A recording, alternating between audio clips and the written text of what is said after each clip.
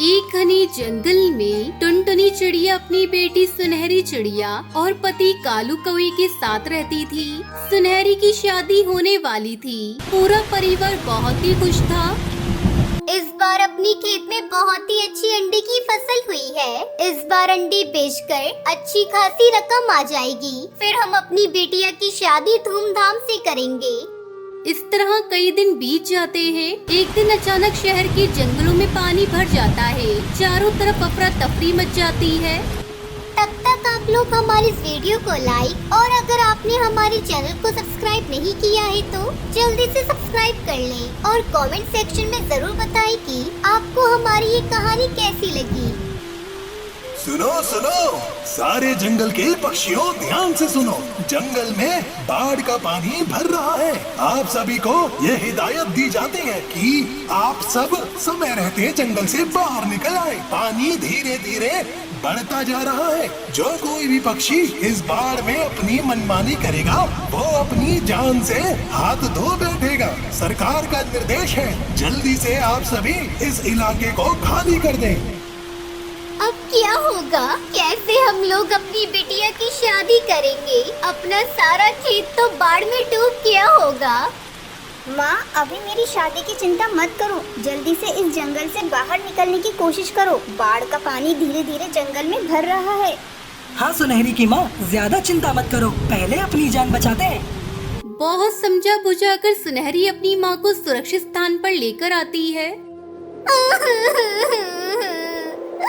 हे भगवान, ये तूने कैसी मुसीबत में डाल दिया हम लोगों को। अब हमारी बिटिया का बिया कैसे होगा? अगर बिटिया की शादी नहीं हुई तो हम क्या करेंगे? हम दोनों की जिंदगी का भी कोई भरोसा नहीं। सब ठीक कर दो भगवान, मदद करो। माँ, पिताजी, अभी मेरी शादी में 4 महीने बाकी हैं। पानी उतर जाने दो बाहर का, फिर से हम लोग वापस अपने घर जाएंगे तो अपने खेत में अंडे की फसल उगाएंगे। कुछ दिनों बाद बाढ़ का पानी उतर जाता है। सभी पक्षी अपने अपने घरों को लौट आते हैं। सुनिए जी, मैं और सुनहरी घर की सफाई कर रहे हैं। तब तक आप बाजार से जाकर अंडे के बीज खरीद कर ले आइए। हाँ हाँ टुनटुनी, मैं अभी जाकर बाजार से अंडे के बीज खरीद कर ले आता हूँ। फिर हम दोनों अपने खेत में अंडे के बीज डाल देंगे। कालू कौवा अंडे के बीज लेने बाजार चला जाता है। अरे बंटी भाई, मुझे अंडे के बीज दे दो। मुझे अपनी बेटी की शादी करनी है। बस अब अंडे की दोबारा खेती हो जाए तो सारी समस्या दूर हो जाए। कालू भाई, मुझे माफ करना, लेकिन इस बार मैं आपको अंडे के बीज नहीं दे पाऊंगा क्योंकि तेज बारिश की वजह से अंडे के बीज मेरे पास नहीं आ पाए। कालू कौवा पूरे जंगल में अंडों के बीज ढूंढता है, लेकिन उसे कहीं भी अंडे के बीज नहीं मिलते। थक हार कर वो अपने घर वापस चला आता है और टुनटुनी को सारी बात बताता है। मैं कहती थी न सुनहरी के पापा, बाढ़ की वजह से हमारी फसल खराब न हो जाए। अब हम बिटिया की शादी कैसे करेंगे? अब तो 4 महीने ही बचे हैं शादी के। माँ, आप चिंता मत करो, हम कोई ना कोई रास्ता निकाल लेंगे। माँ, क्यों न हम शहर के जंगल जाकर अंडे के बीजों को ढूंढें? तो ठीक कहती है बेटा, कल हम शहर के जंगल जाकर बीजों को ढूंढते हैं। अगले दिन दोनों माँ बेटी बीज की तलाश में शहर के जंगल निकल जाती हैं। तभी रास्ते में उन्हें अंडे का जादुई पेड़ दिखाई देता है। सुनहरी देख बेटा, अंडे का कितना बड़ा पेड़ है। क्यों ना हम इसी पेड़ से इसके बीज मांग ले। आप सही कहती हैं माँ, हम इनसे थोड़े से बीज ले लेते हैं। टुनटुनी चिड़िया सुनहरी चिड़िया अंडे के पेड़ के पास जाती है और उससे कहती है, ए अंडे के पेड़, हमें अपने थोड़े से बीज दे दे। मुझे अपनी बिटिया की शादी करनी है। अच्छा, तुम्हें मेरे बीज चाहिए? उसके लिए तुम्हें एक काम करना होगा। कैसा काम? तुम्हें मेरी डाल पर लटके सारे अंडों को तोड़ना होगा। अगर तुम ये कर सकती हो तो बीज ले लेना। मुझे माफ करना अंडे के पेड़, अगर मैंने अपने फायदे के लिए सारे अंडे तोड़ दिए तो भगवान मुझे कभी माफ नहीं करेंगे। मैं आपके अंडे नहीं तोड़ सकती हूँ। मुझे पता था कि तू एक ईमानदार चिड़िया है। अपने फायदे के लिए किसी को नुकसान नहीं पहुंचा सकती। मैं तेरी इस बात से बहुत खुश हुआ हूँ। ये ले अंडे के कई सारे बीज। अब तेरी खेती कभी खराब नहीं होगी और तू इन बीजों से अच्छे अंडे बाजार में बेच सकती है। टुनटुनी चिड़िया सुनहरी दोनों बहुत खुश होती है और बीज लेकर अपने घर वापस आती है। उनके खेत की मिट्टी काफी उपजाऊ हो गई थी, जिसके चलते उनके अंडे की फसल बहुत अच्छी होती है। ये देखो टुनटुनी, अंडे बेचकर कितने सारे पैसे मिले हैं। इसे ले जाकर बाजार जाओ और हमारी बिटिया के लिए दहेज का सामान खरीद लाओ। मैं अपनी बिटिया की शादी में कोई भी कमी नहीं होने दूंगा। बहुत सारे पैसों को देखकर टुनटुनी चिड़िया बहुत खुश हो जाती है और कुछ दिनों बाद सुनहरी की शादी धूमधाम से हो जाती है। और सुनहरी चिड़िया खुशी खुशी अपने ससुराल में रहने लगती है। चंदनवन जंगल में टुनटुनी नाम की एक चिड़िया बरगद के पेड़ पर अपना घोंसला बनाकर रहती थी। टुनटुनी बहुत ही सीधी सादी चिड़िया थी। वो कभी किसी से लड़ाई झगड़ा नहीं करती थी और सभी से प्रेम से बात किया करती थी। इसलिए बरगद पर रहने वाले सभी पक्षी टुनटुनी को पसंद करते थे और उसके दोस्त थे। एक दिन बुलबुल टुनटुनी के घर आती है। अरे टुनटुनी, तुम्हें कुछ पता चला? हमारे बरगद के पेड़ के नीचे वाले घोंसले में एक बिल्ला रहने आया है। वो तो शक्ल से बहुत दुष्ट दिखाई पड़ता है। मुझे तो उसका यहाँ रहना कुछ ठीक नहीं लग रहा। कोई बात नहीं, ईश्वर ने ये सुंदर धरती सभी जीवों के लिए बनाई है। कोई कहीं भी रहे, ईश्वर को कोई एतराज नहीं, तो हम कौन होते हैं मना करने वाले। अरे तुम तो सबको अपनी तरह ही सीधा साधा समझती हो। कुछ लोग बहुत बुरे होते हैं, उनसे सावधान रहना चाहिए। बस मैं तुम्हें यही बताने आई थी कि अपना ध्यान रखना और उस दुष्ट बिल्ला से सावधान रहना। इतना कहकर बुलबुल अपने घर चली गई। तभी टुनटुनी के घर की बेल बजी। अरे बिल्लू भाई। नमस्ते बहन जी, मैं आपका नया पड़ोसी बिल्लू बिल्ला हूँ। दरअसल मुझे चाय पीने का मन कर रहा था, तो सोचा अगर आपके घर से थोड़ी चाय की पत्ती, दूध व चीनी मिल जाता तो चाय बना लेता। वो क्या है ना कि मेरा सामान अस्त व्यस्त है, जिसे तरीके से लगाने में काफी समय लगेगा। अंदर आइए, मैं खुद आपके लिए चाय बनाकर ले आती हूँ। पड़ोसियों को तो एक दूसरे की सहायता करनी ही चाहिए। और अब तो आप भी हमारे पड़ोसी हो गए हैं। अरे वाह, ये तो बहुत ही अच्छा रहेगा। आप तो बहुत ही दयालु और अच्छी चिड़िया हैं। वरना इस बरगद के पेड़ पर और भी पक्षी रहते हैं, उन्होंने तो मुझे पानी तक नहीं पूछा। टुनटुनी उसके लिए चाय बनाकर ले आई। साथ में टुनटुनी ने कुछ बिस्किट और नमकीन भी टेबल पर सर्व कर दिए। बिल्लू सारी प्लेट साफ कर गया और जमकर टकार ली। बहन, बहुत ही स्वादिष्ट चाय और नाश्ता था। चलो, दिन भर का काम तो चल जाएगा। अब रात का खाना किसी होटल में जाकर खा लूंगा। चलता हूँ, घर पर बहुत काम है। अरे बिल्लू भैया, आप बस घर का सारा सामान लगाइए। मैं आपके लिए रात का खाना पका कर रखूंगी, आप यही खा लेना।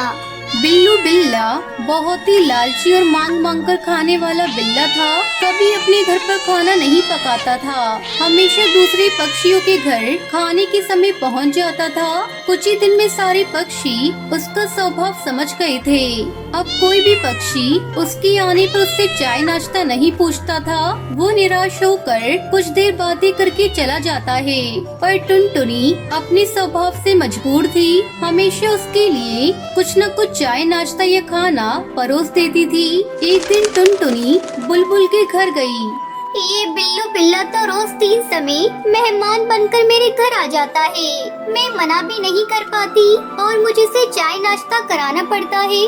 मैं खुद एक गरीब चिड़िया हूँ, भला मैं किसी की जिम्मेदारी कब तक निभाऊंगी। टुनटुनी, दुनिया में सभी लोग तुम्हारी तरह सीधे नहीं होते। मैंने तो पहले ही कहा था, उससे सावधान रहना। कोई भी पक्षी बिल्लू को भाव नहीं देता, इसलिए वो बस तुम्हारे घर ही जाता है। खैर कोई बात नहीं, जब जागो तब सवेरा। अगली बार वो आए तो घर का दरवाजा ही मत खोलना। कह देना मेरी तबीयत खराब है, मैं आराम कर रही हूँ। टुनटुनी को बुलबुल का आइडिया पसंद आ गया। अगली सुबह बिल्लू उसके घर आया। बहन, दरवाजा खोलो, ये मैं हूँ बिल्लू बिल्ला। टुनटुनी ने अंदर से ही उसे उत्तर दिया। बिल्लू भैया, मेरी तबीयत ठीक नहीं है, इसलिए आराम कर रही हूँ। आज आपकी सेवा नहीं कर सकूंगी। अरे मेरी बहन बीमार है, तो मैं कैसे शांति से बैठ सकता हूँ? अभी डॉक्टर को लेकर आता हूँ। नहीं नहीं, मैंने डॉक्टर को दिखाया था और उनकी बताई दवा भी रेगुलर ले रही हूँ। मुझे बस आराम की जरूरत है, फिर मैं ठीक हो जाऊंगी। मन मार कर बिल्लू वापस चला गया। इसके बाद तो ये रोज का नियम हो गया कि टुनटुनी किसी न किसी बहाने से उसे दरवाजे से ही लौटा देती है। ये टुनटुनी तो बहुत होशियार हो गई है, इसे सबक सिखाना ही होगा। इसी बीच बरगद के पेड़ से अचानक पक्षियों के अंडे और बच्चे गायब होने लगे। कुछ पक्षी भी दाना ढूंढने गए तो वापस ही नहीं आए। किसी को समझ में नहीं आ रहा था कि ये कौन कर रहा है। एक दिन सभी पक्षी सरपंच तोताराम के घर एकत्र हुए और इस विषय पर चर्चा की। सरपंच तोताराम जी, हमारे बरगद पर हम कितनी खुशी से रहा करते थे, पर ना जाने कुछ महीनों से किसकी नजर लग गई है। कल रात मेरे 2 अंडे गायब हो गए। हाँ सरपंच जी, कुछ दिन पहले मैं अपने 2 बच्चों को घर पर अकेला छोड़कर दाना ढूंढने गई थी। जब लौटकर आई तो दोनों घर पर नहीं थे। उनका कुछ भी अता पता नहीं चला। अभी तक पक्षी पुलिस भी उन्हें ढूंढ नहीं सकी।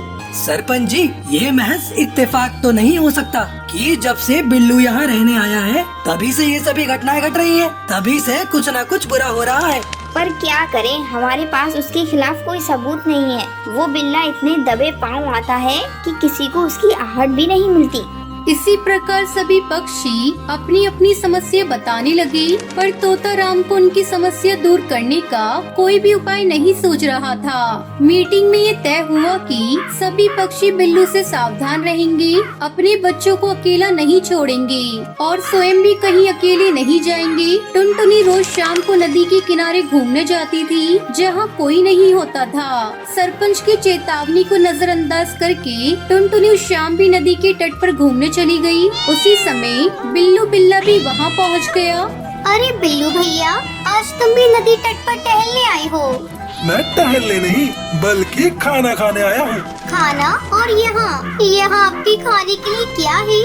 टुनटुनी बहन, यही तो मेरे खाने के लिए सबसे टेस्टी चीज मौजूद है। एक नर्म मुलायम और टेस्टी चिड़िया। मैंने तुम्हारी इतनी भगत की और तुम मुझे ही खा जाना चाहते हो? पर पिछले कई महीनों से तुमने मुझे कुछ भी खाने को नहीं दिया, इसलिए मैं तुम्हें ही खाकर पेट भरूंगा।